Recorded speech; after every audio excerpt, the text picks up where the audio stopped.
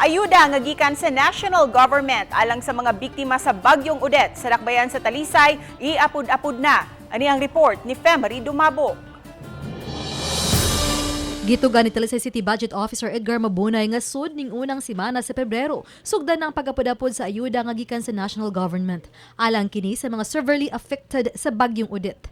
Apan grabe ang pag-verify ang gihimo sa mga barangay opisyal ug kawani sa CSWS sa mga kwalipikadong benepisyaryo tungod sa kahigpit sa gipasunod nga lagda sa national government sa pagapod-apod sa hinabang pinansyal.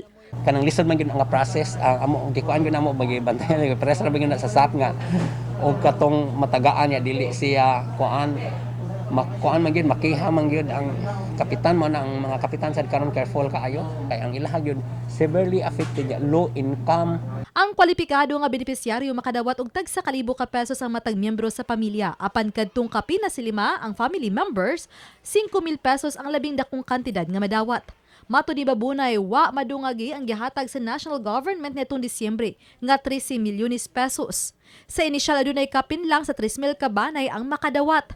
Hinungdan nga ang Talisay City Government ang modugang sa maong budget.